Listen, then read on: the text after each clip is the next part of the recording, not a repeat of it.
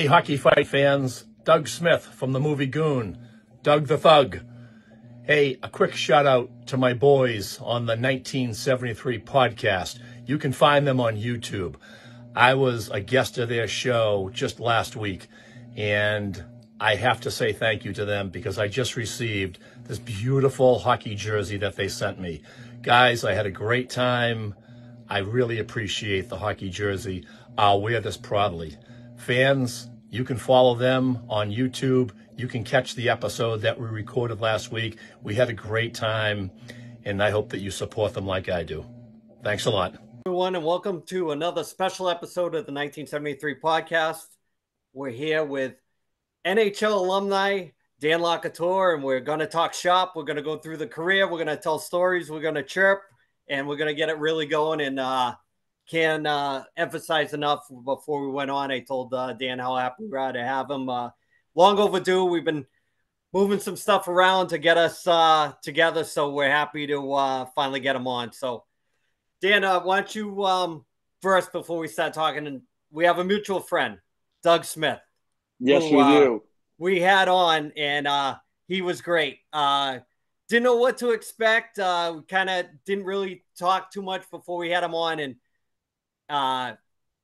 had great interaction with him. He had some fantastic stories, and he said to mention him when we had you on, and so I'm mentioning him before we get rolling. So just tell us about Doug with your connection. Yeah, Dougie's the best. I met him, the first time I met him was during the lockout. I demoted myself to the minors. I wasn't interested in going overseas like the rest of the guys. I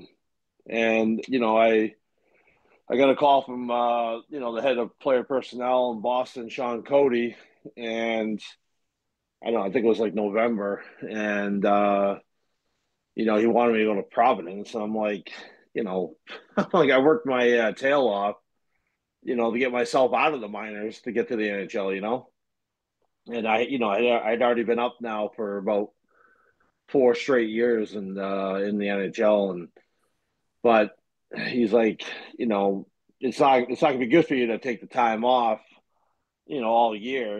How's that gonna be for you, after the lockout? And so I thought about it, and I just commuted from Cape Cod to Providence and played, for the Providence Bruins, and that's how I met Dougie. And man, great guy. He was working a lot with Colton Orr. Colton Orr was there.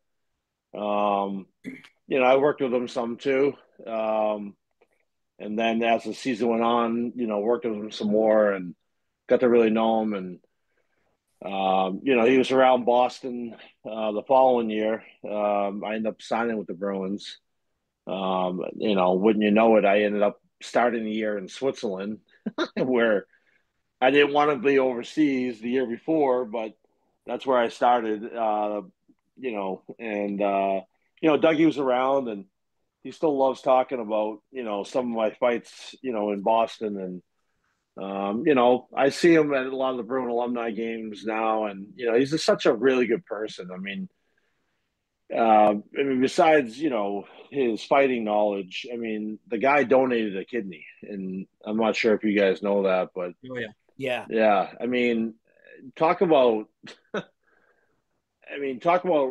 great person and a human being. And, I don't know how many people, would step up and do that for somebody else. And he's just an amazing guy. And, I'm happy to call him a friend, and I'm lucky to call him a friend. So. Yeah, he's been nothing but great to us, like post having him on, and he's kind of like the guy that opened the door for a lot of our interviews going forward. We talk all the time, and every time I get a podcast, a new one, I'll send it to him, and he'll shoot it around to his circle, and he's just nothing but good things about him, and we'd love to have him on again eventually, and maybe do like a bunch of guests on that all kind of we're ex-NHL guys and kind of chirp around a little bit. So, but before we get going, we're here to talk to you. So we'll have to No, that's fine. put a pin in Doug for a little bit. And I gotta ask, because we're around the same age, what was hockey like growing up in Massachusetts when, for people that don't know? Um, well, I mean, hockey, even back then was, really big and popular, and it wasn't the amount of travel teams that there are today. I mean, it just seems like there's a million different money making organizations out there. When I was a kid, you play for your town team, and then you try it out for like the Middlesex Braves or the mini Bruins, and that's who I play for was the mini Bruins, and but you didn't have all these travel teams that you do now. I mean, it's just like you make your head explode trying to decide which team you're gonna have your kid play for, and it's like is it the right team, the wrong team? Like it's I don't know how some of these parents do it, but for me living on the Cape, it's been a heck of a lot of driving over the years. For my son, bringing him to the Breakers, the Bay State Breakers, and then over to the Bridgewater Bandits. But yeah, growing up, I mean, like I said, you play for your town team, and then if you were lucky enough to make, you know, Middlesex Braves or the Boston Mini Bruins, and went on to play in the Pee Wee tournament up in Quebec, and that was such a experience because my two older brothers did that before me.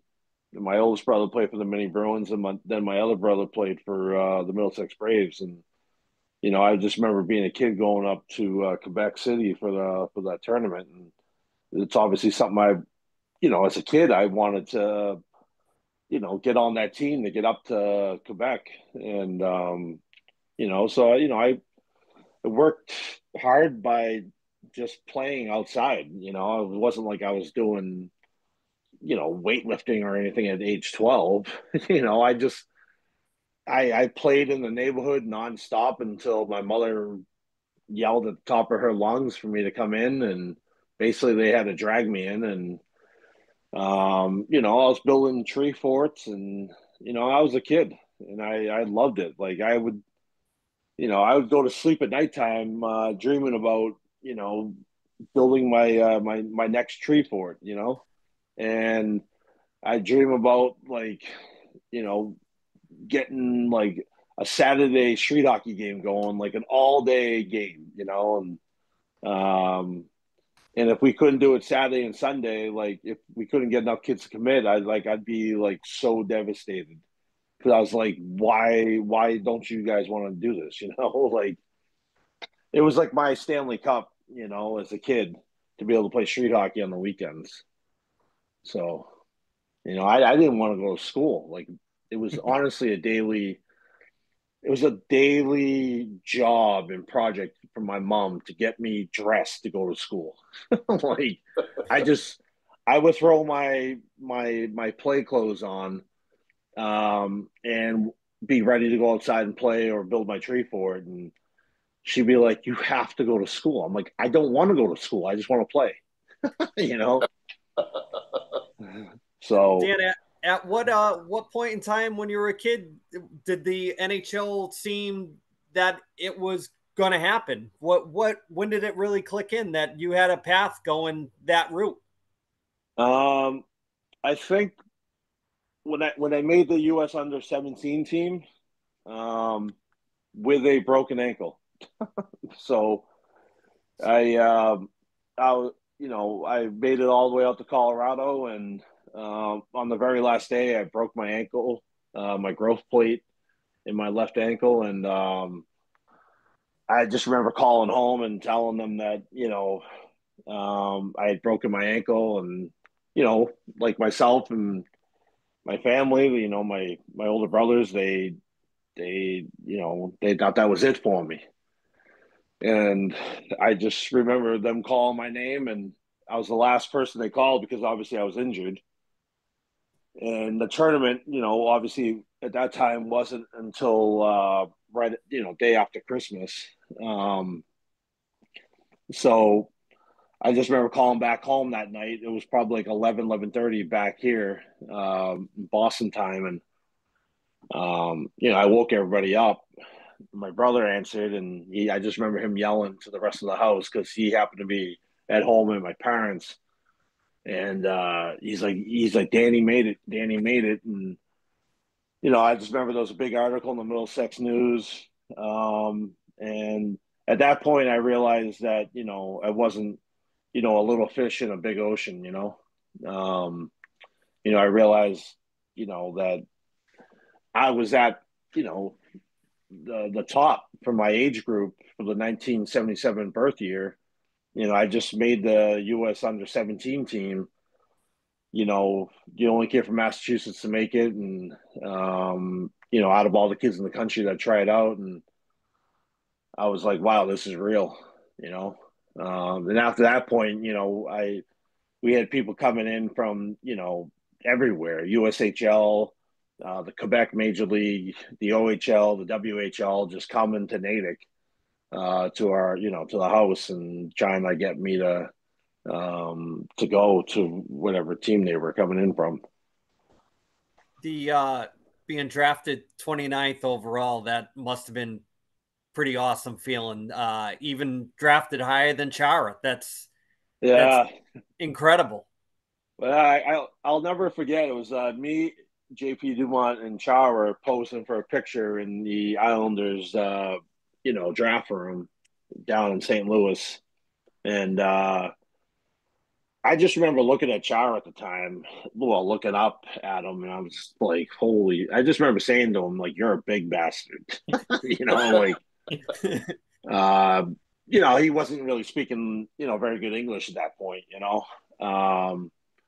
but yeah, you just never know how certain careers are gonna, which team, and I look back at my career, like, it's just it was unfortunate that I got traded from Pittsburgh, because I had found a home there and they were allowing me to play, and you know, um, but you get traded, you get on to certain teams, and your path takes a different career, and it's one of the things that haunts me to this day, because I know the player that I was and why I got drafted, and just certain teams I got on, lack of minutes, trying to justify my paycheck and going out and fighting certain guys, and that wasn't why I got drafted.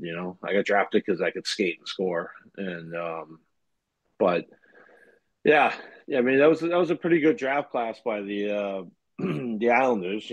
They had 3 picks in the first 2 rounds, so um, but yeah, it's obviously as everybody in Boston knows, it really worked out for Chara. So yeah. Well, speaking of former Bruins, the very first goal that you scored was against somebody I guess you played with on the alumni, right? Andrew Raycroft? Yeah, Razor. he's he's a funny bastard. Yeah, my very first NHL goal in Edmonton, against the Boston Bruins, and Razor was in net, and sometimes I still bust his balls if he tries to give me a hard time in the locker room. I'm like, Razor, just remind me, who was my first NHL goal off of? you know. Did you tell him you still have the puck at home just to chirp him? Well, you know what? on on the move, I was in Pittsburgh for 2 years, and then going into my third year, I bought a brand new house, my first house ever. And then obviously, as a lot of players will tell you that as soon as you buy a house in the city that you're playing in, it's a kiss of death. 5 months later, I was traded to New York. But on that, so when I bought a home here on Cape Cod, as a permanent basis. I was like, I'm not buying a house ever again wherever I play. Yeah, someone stole that puck. No. Yeah, I didn't realize it until, I mean, it took me a while to unpack. And I didn't realize it for some time. Like, I'm like, where the hell is the Edmonton plaque with my puck, Yeah, someone stole it on I don't know. Yeah. You It sure it just, wasn't Razor? nah, maybe. I would accuse him first and then let him back talk around it. So, Tom, you got a Crazy. question for Dan? Yeah, we've talked to a few guys for the podcast, and they've all talked about their welcome to the NHL moment. Did you have one of those moments on the ice? Yeah. It's actually it's on the wall here. I'll bring the camera over. Um, the glass, the picture fell, but can you guys see Oh, that? yes. That's against Dallas Drake Oh, yep. with the Phoenix Coyotes. I had gotten called up that year, towards the end of that year, and because they were going to have me around for the playoffs, and um, that was the game that he ran over Boyd Devereaux, and Boyd he was, I don't know, he missed the rest of that year. I think he might even miss most of the next year. He was never the same. I mean, he was Edmonton's number one draft pick, um, and so the next time Dallas Drake was out on the ice, it was me, Chad Kilger, and uh, yeah, George Larac, and he's not going to fight George Larac, so I mean, so I said to Dallas, I'm like, we're going to go, and he's like, no, we're not. I'm like, yes, we are, you know, and Kevin Lowe was the coach that year before, next year before he became GM, and he put us out there, and he didn't have to say anything. I mean, he knew who he was putting out there, and it was three big guys. I mean, Kilger was he was bigger than me. I mean, I'm 6'3", he was like 6'4", 6'4.5", and then George was like 6'5", and um, but I just knew that was the moment, to make a name, and to get respect from my teammates and for people around the league too. And so, he and I went at it, and I buried him to the ice. I beat him down, and that's what it says in that article. I said it felt good beating him down for Boydie, you know, and my coach, Kevin Lowe, was real happy and proud of me, and so yeah, it felt like scoring. It felt like my first NHL goal in that moment, Nice. so.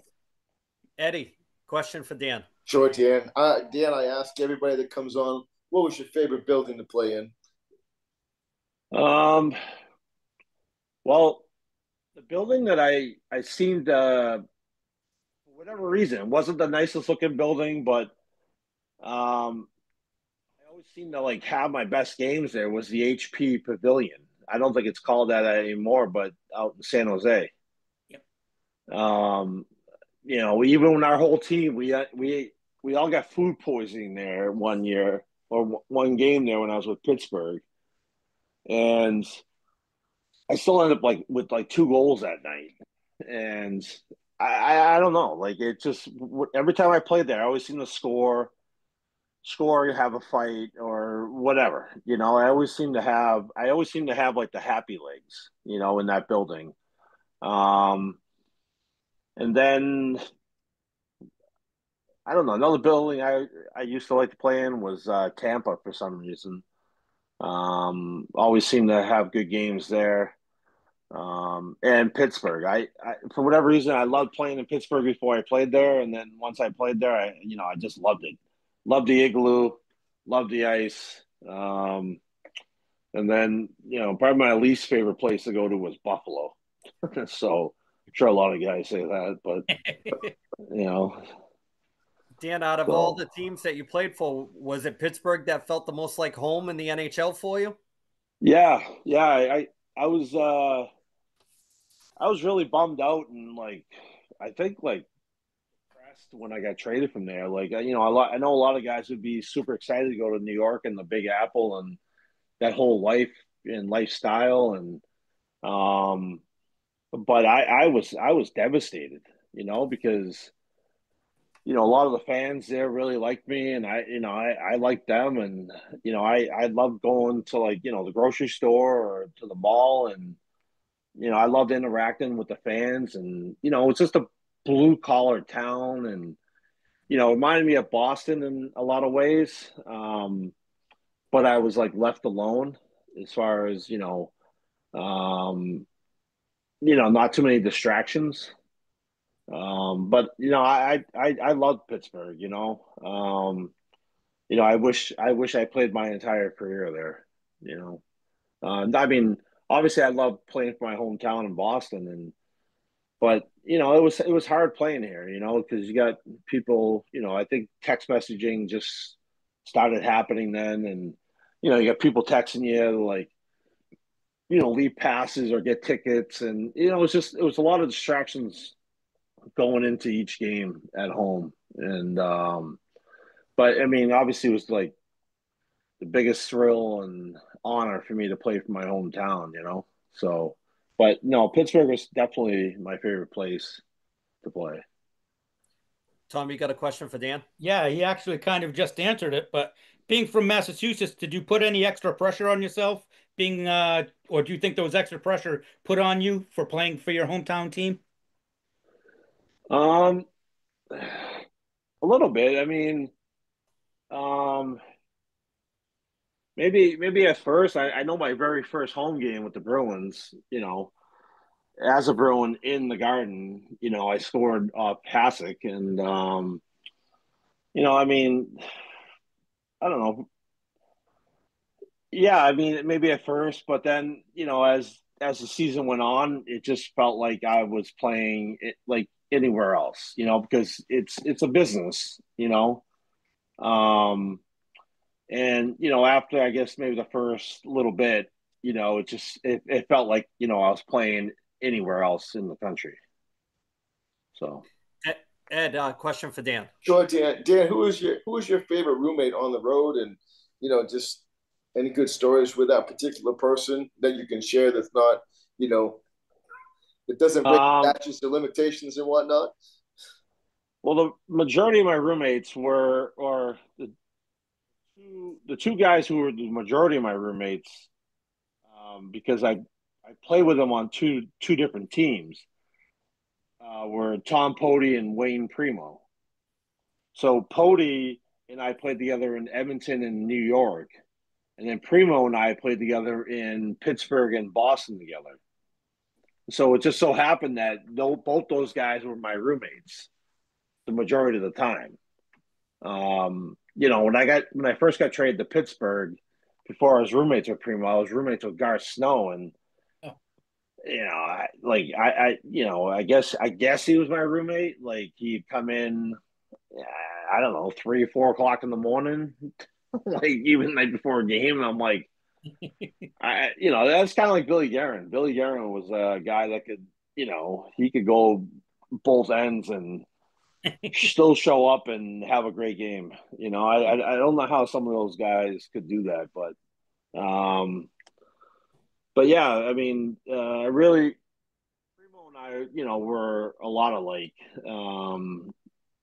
We shared a lot of funny stories. We loved caving it up, meaning like we get into the city and like order room service and like watch a movie and um, I remember he and I watched Rounders one night and I don't know, he the way he would laugh at certain stuff and like and the way he got laughing just gave me like the giggles. And I don't know, he was a great roommate, and Tommy was too. But Primo and I had a lot of laughs together, and so yeah, two really good guys.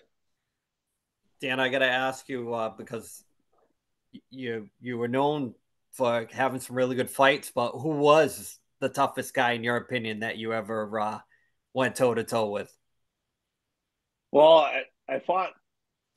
I'm sure Dougie told you guys, but I mean, I fought Ty Domi 4 or 5 times, but um, God rest his soul. He was a teammate of mine in New York. Was Chris Simon. Chris and I fought twice. Once when I was with Pittsburgh, and he was with the Washington Capitals. That was before we were teammates. And then once over in Russia. Actually, the game was in Kazakhstan for the team I was playing on. It was a Donnybrook at the end of the game, and Chiefy went after one of my teammates, and so obviously I went in and got him off my teammate, and so Chris and I were going at it, and but yeah, Chris Simon was one of the toughest guys I fought because I mean I hit him so hard 3 or 4 times directly into his head, and he came back with a right hook he wasn't even phased by my punches. I mean, obviously Ty Domi was one of the most feared fighters in the league of all time, besides Bob Probert. And you know, I almost, as a kid, when I started, 20 years old in Hamilton, Ontario, just 35, 40 minutes south of Toronto, and Ty's in Toronto, and I'm watching, we get all the Toronto, news and everything. And, I almost didn't want to go into the NHL because of that maniac. Um, and then here, here it is like this, I'm in Pittsburgh, and all this guy wants to do is start fighting me. I'm like, what the hell's going on here? Like, yeah, so we just ended up fighting a lot. He just, for whatever reason, just, wanted to fight me all the time. And, me being the kind of guy I am, and, I just never said no to anybody, you know.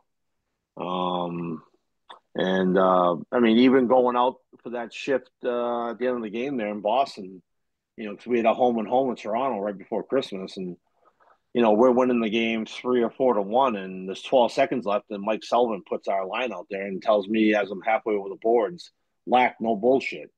And I look back at him, and then I look on the ice because Ty Domi was playing left wing that game, but now he's lined up on the right wing.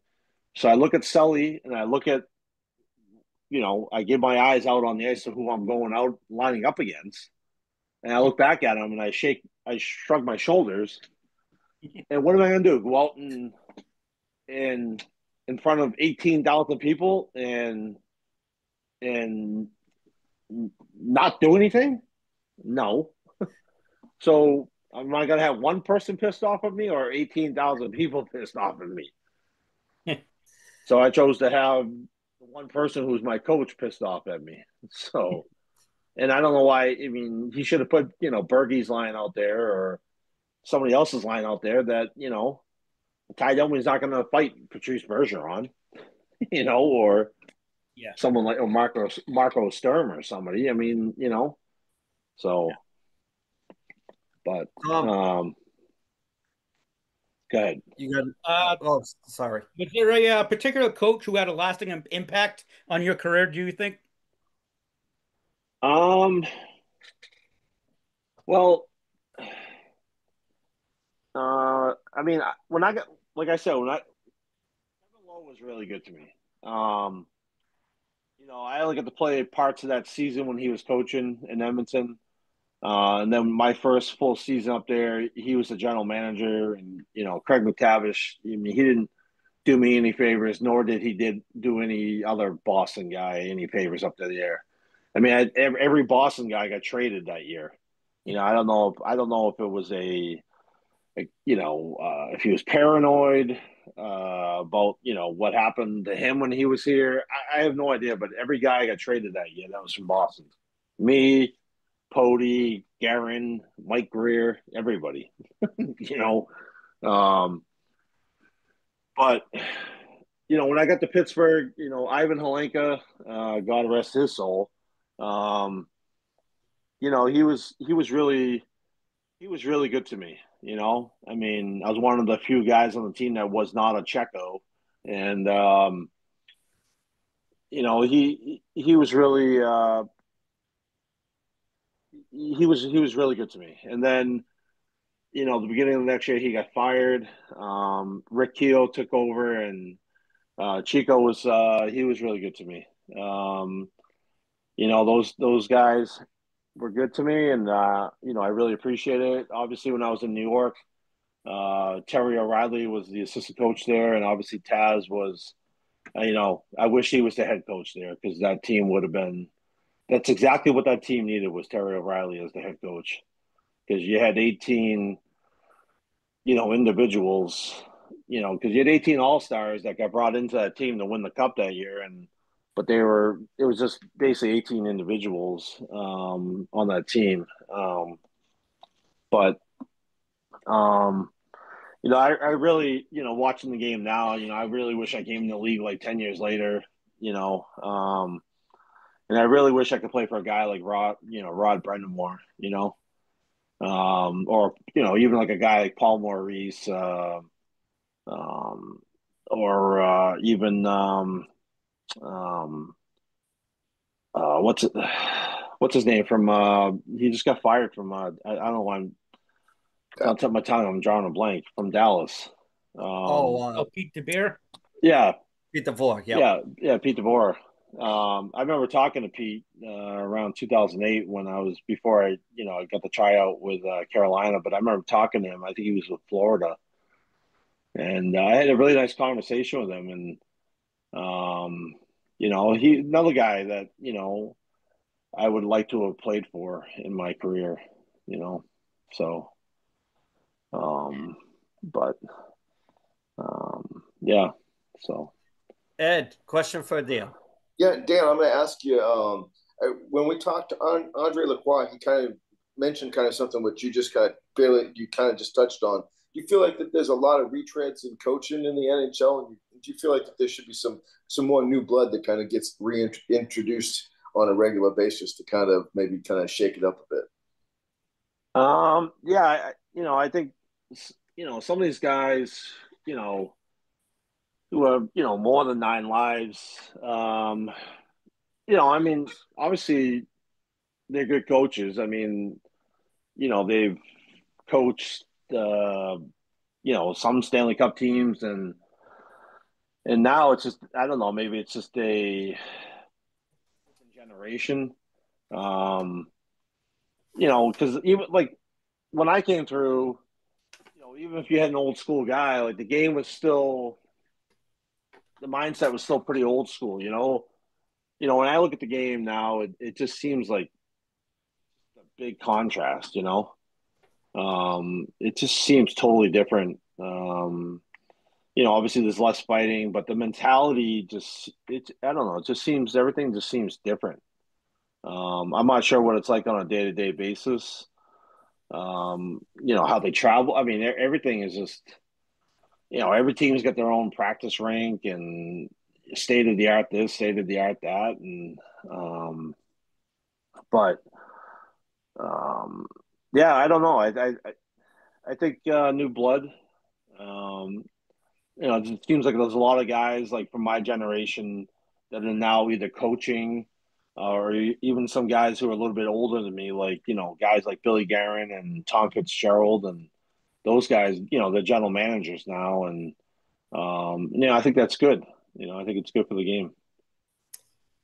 Dan, what we talk about on the podcast all the time, that the enforcer role is kind of gone away. And me personally, I'm not a fan of that, because I think that there's still a role for those character guys, and they're some of the most likable guys if you ever run into them as fans.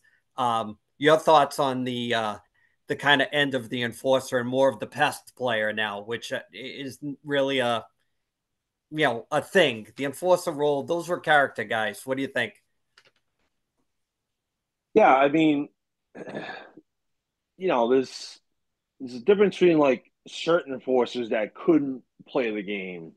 You know, I don't think that's good for the game. You know, guys that couldn't skate that were just there.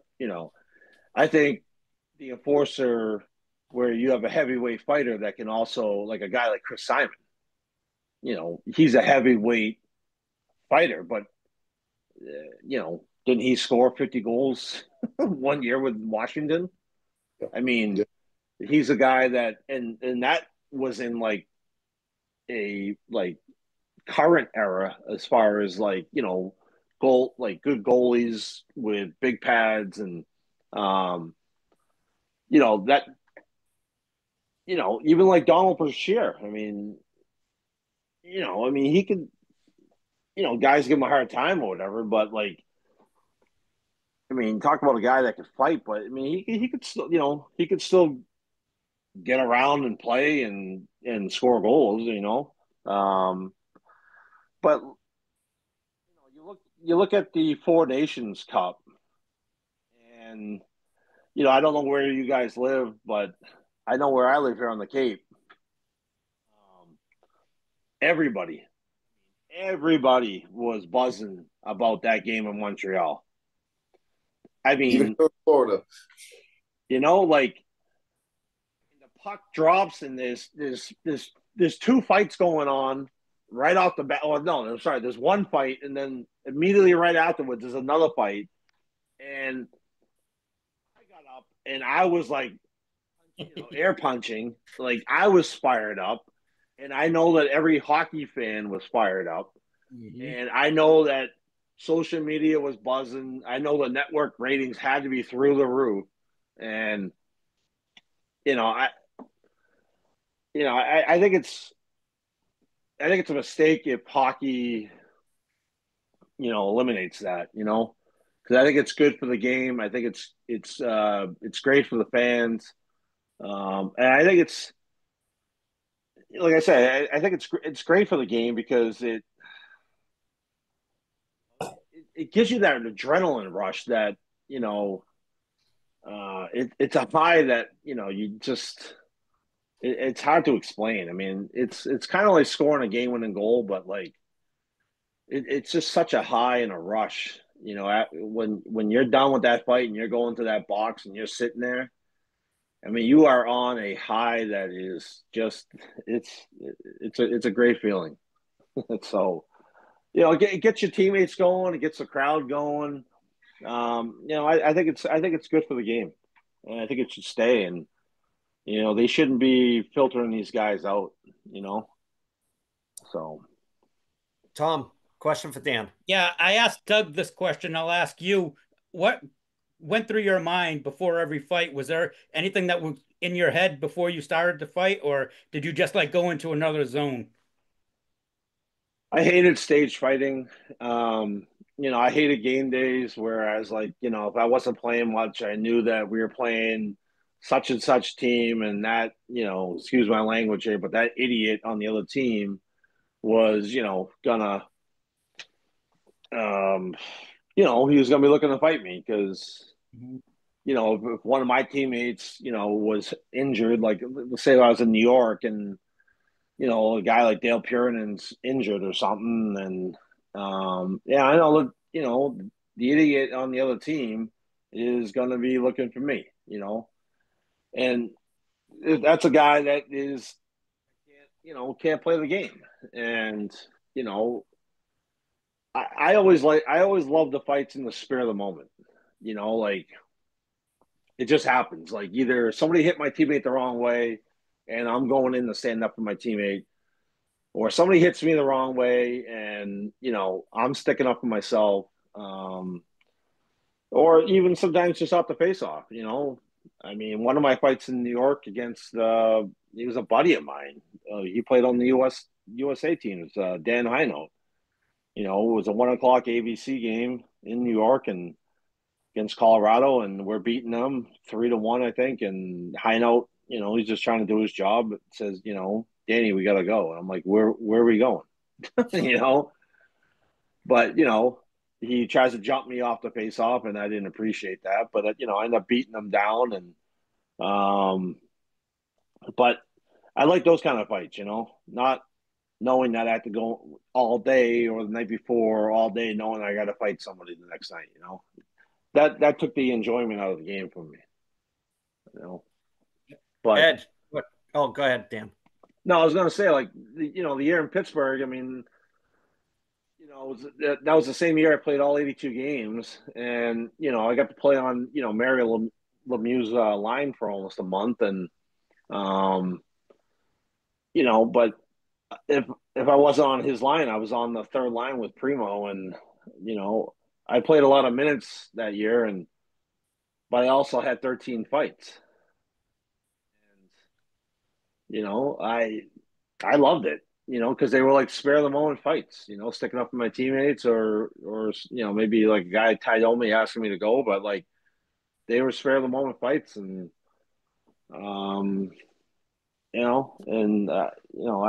I liked that part of the game. Ed, question for Dan. Dan, who is your favorite guy to watch play? Whether you are on the bench or you're out on the ice, and you were just like, man, that dude's badass. Lemieux, hands down. I mean, I had two posters on my wall as a kid. One was Cam Neely, and the other one was Mary Lemieux. And those are the two guys I looked up to, who I wanted to be like. Had Lemieux not come in 4 years after Gretzky, had he not had the back issues and Hodgkin's disease and retired there for 3 or 4 years, he would have shattered every record. Watching that guy,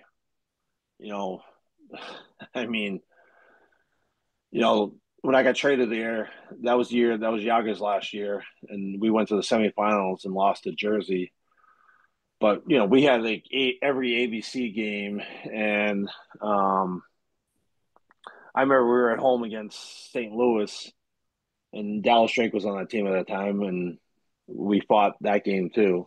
But I just remember Lemieux coming down. The ice wasn't the greatest, and he was basically like bouncing the puck down the ice like a basketball, 2-on-1 with Yager, and he basically batted it over to Yager in midair, and Yager scored. And I just remember watching that. I'll never forget that. The ice was like terrible. I think it was really hot out. It was towards the end of the period, so the ice was already shitty. And coming out of our zone, he basically just down the ice. And I was like, holy shit. I have another question to follow up with you, Dan, too. Well, I just wanted to share with just one more thing about I just remember obviously being there like that next year, and obviously getting to know Lemieux more, and then hearing like how like the different reporters give him a hard time about, hey, why do you try to score off the faceoff sometimes? Like, that's like virtually impossible. But him being who he is, when you know it, and he did it. He did it that year, like, and like the frigging guy, he wanted to do, he did. I mean, he was that good, and so like when I was on his line, it was like holy shit, holy shit, holy shit. Like on the breakout, I was on my off wing. Like if I don't get the puck to 66 coming up the middle, I know like I'm not even going to Wilkes-Barre. I'm going to the Russian front. Like all right, sorry, go ahead. No, it's a great story. I'm glad you continued it. Now, I got to ask you, how tough was it to play against Scott Stevens? Because he was, really just tough as nails back when you played, and really big physical presence back in the day. And was he or a couple other defensemen that you played against just really just real good physical presence, just good solid defenseman as well? Yeah, I mean, he was definitely a guy that made sure you kept your head up. Like you were aware of where the hell he was or where he was coming from. So like when you're coming through the neutral zone, like you made sure like you like were one, you knew if he was on the ice or not, and two, if you're coming through the neutral zone, you're getting the puck. You making sure that he's not coming, or you're getting the puck and like you're stopping and looking for someone coming because you don't want to keep proceeding if he's coming your way. Because you've seen that tape too many times. So, um, but and then there were other guys like Philadelphia had like they had a whole bunch of guys like Terrian and Hatcher. I mean, they had a whole bunch of guys back there that were big dudes, and um, then you had guys like Rob Blake and you know a guy like Brian Marchment. I mean, another guy, God rest his soul. I mean, but he was another guy that had no problem coming through the middle to take your head off. None, you know. His son plays that way too. So, Dan, I got to ask you about when it was all done with the NHL and you had to transition into civilian life. Was it tough, that transition at first, or?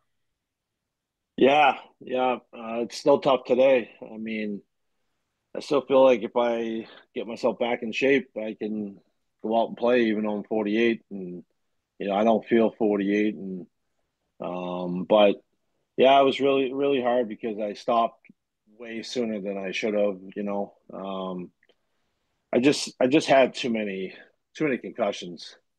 Um, I had two kids, and I was over in Norway, and I had just broken my neck in practice, and um, you know, if I didn't have two kids, I would have kept on playing and clawed my way back because my main goal was to claw my way back to the NHL because that's where I knew I belonged, and but I stopped playing because of my kids. I wanted them to be back home and go down the street and catch the bus to school, and um, and I wanted to like somewhat be able to save whatever was left, of whatever was going on in my head. So that's why I stopped. I stopped at basically age 33 or 34, and I never officially retired, but obviously I'm retired, and um, but it was I went through dark times up until I don't know, maybe just a few years ago. You know, um, it wasn't until I started taking certain medicine to really help balance me out. To just make me even keel and kind of like basically like seduce me. Because I just get so angry. Obviously a lot of that has to do with the concussions. But I just be so angry and like depressed and sour because I didn't go out of the game the way on my own terms, and um it was hard for me to be around the game. I mean, I'm only around the game now because of my son, but being involved with the Bruins alumni, it's certainly helped me get back into the game, and but I couldn't watch hockey. The only time I'd go to a Bruins game is if only to take my son, only for him, and so get tickets to the Bruins alumni suite, and but I'm strictly there just for him, you know. And but now it's better now. I mean, I watch playoff hockey, and the only time I during the season if I watch hockey is if I take my son to a Bruins game, um, but it's still hard, you know. It's still hard, but I get enjoyment out of watching my son, You know, when I go to the rink and I watch him play and watching him coming along and how much he's improving, and you know, he just finished eighth grade today, and he's almost the same height as me now, and kid's a player, and you know, I get a lot of enjoyment out of watching him. So, Dan, your son is 2011? he's a 2010. 2010. Okay, my son's a Yeah, 2011. So yeah, yeah. yeah. But He's a I know a lot of the teams that you mentioned, the Breakers, and my daughter plays for the Spitfires, and my son Okay. had a couple stints with the Bridgewater Bandits. So we swim in the same pool sometimes. Yes, we do. The hockey world, as everybody says, is a very, very small world. Yeah, yeah. Unless you're talking club teams, because then you can go wherever you want. Yeah, exactly. Tom, question for Dan. Yeah, who do you think was the most underrated player you ever played with? Oof, underrated. Mm. Uh, Jeez. Well, I mean, when I was in Pittsburgh, you know, I could say like a guy like Alexei Kovalev because obviously, like you know, Yager and you know Lemieux were getting all the limelight, and I mean, I've never seen anybody in my entire life handle the puck like that guy. It's almost like he had a button on his hockey stick. You know, like he, the puck was on his stick, and it was like the puck wasn't coming off until he decided it was coming off of his stick. I mean, he was like a magician with that puck. He could dangle in a phone booth. I mean, it was impressive. I mean, he was unbelievable. And he was a game changer, you know. And you know, I got to play with I mean, I wouldn't say he's underrated, but I mean, because obviously he's a Hall of Famer or a future Hall of Famer. But I got to play with him for a little bit. But you know, a guy like Joe Thornton, you know, reminded me a lot of like a guy like Lemieux. You know, Joe just had that like, even though he was younger than me, he just had that like that presence, you know, about him in the locker room. You know, the way he carried himself and that leadership. Um, you know, I was really bummed out he got traded. You know, um, you know, I really thought he was great for Boston. I thought he was a great leader in the locker room. Um, but I don't know, you caught me off guard there with that question. So sorry, I don't know. I actually haven't really thought of that too much, but I don't know. If I think of it, I'll come back to it. All right. Ed, question for Dan.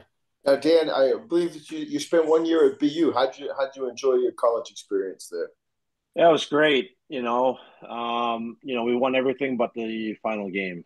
You know, you know, we won the Beanpot, we won Hockey East. We upset Michigan that year. I mean, you know, they had Morrison, they had Turco and net, Botterill. I mean, they had a full boat that year, and you know, you know, we lost North Dakota in the finals, and it was probably Chris Drury and Chris Keller's worst college game ever. That you know, they just had a bad second period, and um, you know, I mean, we ended up losing, I think, 5-4, and you know, I know Jack Parker wanted me back for my sophomore year, and you know, maybe in hindsight, I should have, you know, especially the way I look at, you know, the way things are now, you know, um, I probably should have came back for my sophomore year because the Final Four was in Boston that year, and so I know it's kind of one of those, you know, wouldas and shouldas, you know, but it's just tough, you know, and um, you know, the Islanders had offered first, you know, basically, you know, like top five money to my agent, and then you know it was gone a week later, and I know how that conversation went between Mike Milbury and Jack Parker. You know, Jack probably asked him what the likelihood of me playing in Long Island was that next year, and Mike probably said not good. So Jack said, you know, let me have him back for one more year, and so that $900,000 signing bonus and that first round money was gone. So I said, all right, well, two could play that game. And so I notified BU and the Islanders I was going to Seattle as an overreach because Seattle had my rights. So, I was just really sour that, I mean, that's someone's livelihood. I mean, it's a lot of money. I mean, I came from a dad that made, $35,000 a year as a teacher. 4 kids, and that was just a lot of money. So yeah, so that's when I got traded from the Islanders to Edmonton, and but I really I had a great college experience. Uh, I mean, would have been great to go back. We probably would have won it my sophomore year, and you know, um, I look, when I go up to BU or in that building, you see guys who stayed, they're all American. And, I didn't get those accolades by not staying, I didn't get my name up there or get my jersey retired because I didn't stay there for the 3 or 4 years to rack up, I mean, I had great numbers my freshman year, so, but no, I loved it. BU is a great school and great program. Dan, I got to ask you, funniest guy you ever were around in your NHL career? Oh, Mark Bergevin, hands down. Mark Bergevin. Holy shit. You talk about a guy who was a character. That guy, the funniest guy ever. I mean, I know he was the general manager in Montreal, but like, he was the funniest guy. Anybody who's ever played with him will say the same thing. Snappy dresser too. Yeah, but and he would put the blue pack wrap you put on, like when you put a hot pack on, you put that Velcro blue around to keep the hot pack on you.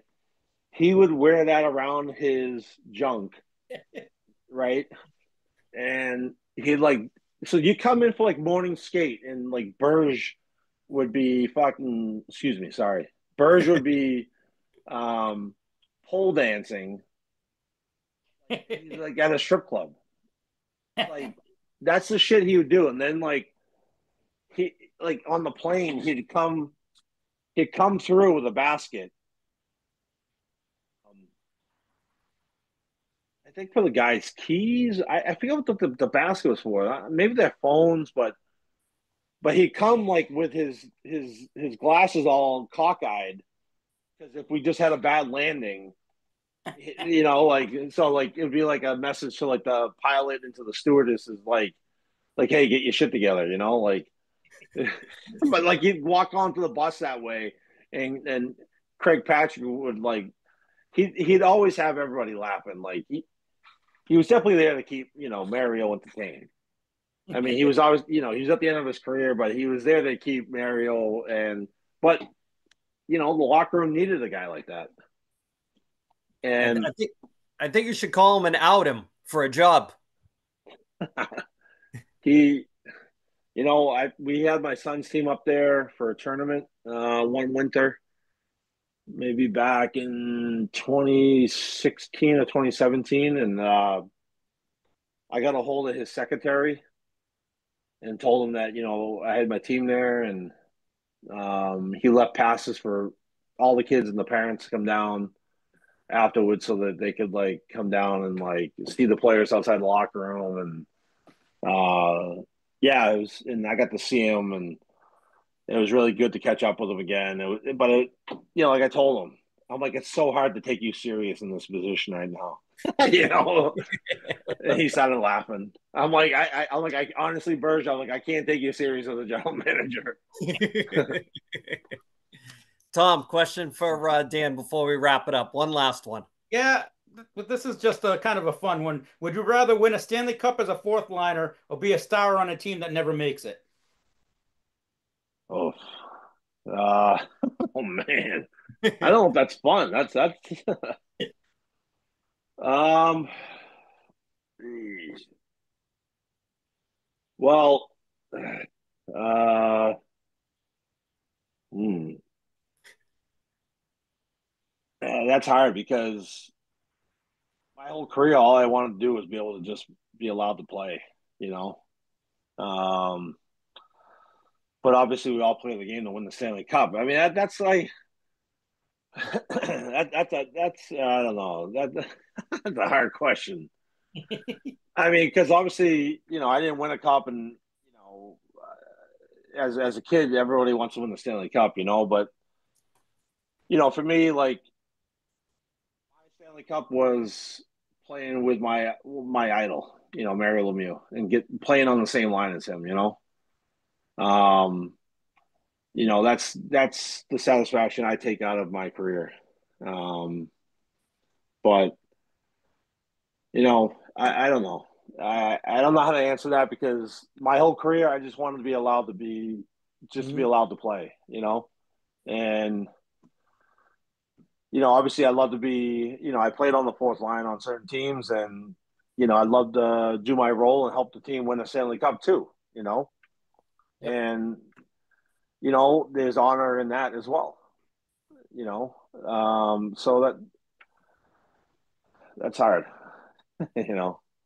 Because I'm sure every fourth liner will tell you that they would love to play, but Yeah. I'm sure most guys would say that win the Stanley Cup, but I Yeah. love the game of hockey, and I wanted to be able to play, so Ed, that's my answer. one last question for Dan before we let him go. Dan, I believe that you and your brothers and your dad still have the hockey school. Is that correct? Well, my dad started the West Suburban Hockey School way back when. Like a guy like Peter McGuire was there, Tim Taylor. Um, but my second oldest brothers had a hockey school for a long time. I've never had my own hockey school, but I've helped with their hockey schools. But no, that hasn't been in effect in a few years. But Okay. um, my son's constantly asking me to do one, but I have my own business here on Cape Cod, and this is my busy time of year, and this is also when the hockey camps are also busy. Sure, sure. But it's something I'm thinking about doing though. Okay. You And then know, just to kind of tie in with that, what would you what would you tell hockey parents now to tell their kids as they're kind of going up through all these tournaments and all these travel teams and everything like that? Would you tell them, make sure that you keep fun as kind of the primary focus until we get a little bit older, closer to 17? What would you say to a parent, like unsolicited advice? like back the heck off your kid. Like let your kid, let your son and daughter have fun. Like don't make them think it's do or die or make or break if that it's NHL or nothing. Like I just hear too many parents it's NHL this, NHL that. Like it's disgusting. It's disturbing. My parents never did that to me. Certainly, even if my dad wasn't at one of my games, my mom would tell me, I don't, you just, you didn't play good that game. Like what, you just, it didn't look like you tried, or like you weren't playing Danny hockey. And but I let my son play. Never um I never make him feel bad. If I see something that he didn't do right, I'll point it out, but I never make him feel bad. I never yell at him. Um, you know, and let the kids just have fun. You know, um, let them get there on their own. Like my son, when he was with the Breakers, like at the end of the game, I'm the coach. He wasn't one of my six guys. If we're down by a goal, we pulled the goalie, he wasn't one of my 6 guys out there. You know, now he would be, because he's gone like this at his speed. You know, you want the kids to want it on their own. You can't have the parents want it for you. You know, you want the kids to want it, because that's where they become better. You know, so that's my advice. Dan, I got to ask you before we wrap it up. So people that are really hockey fans, or people that want to reach out maybe to write for, you know, a picture signed or get in contact with you, would they do that? How do you suggest doing that? Through Facebook or through, do you have any autograph signings coming up or Bruins alumni skates that you're going to be at? Yeah, I mean, they can reach out through Facebook. I have a P.O. box if they want to mail something to. The Bruins alumni, doesn't resume again until October. So I'm happy to share my P.O. box. I don't know if I can share it online here or. Yeah, whatever you want to do. I'm sure that there's a fan out there that will probably come across this and want to know how to get a hold of you for maybe a card signed or an 8x10 or so. How can they get a hold of you? Yeah, they can do Facebook, or they can just do my name to P.O. Box 92, and that's in Yarmouth, Port, Mass 02675. Awesome. All yeah. Right. So Dan, I know we've been a little over an hour with you, but I just want to say that from the guys and us, I mean, thank you for coming on and talking about the whole NHL career, talking about fun stories, things that you remember, and maybe we can have you back on again eventually, and maybe do a collab with some of the other guys all together. That's what I'd like to do, and have you come back, friend of the show, I must say. Yeah, definitely. I appreciate it. And, I'm honored that you guys had me on, and it's always great to talk about stories from the past. And I really, I appreciate it. This was fun. So anytime you guys want me back on, just let me know.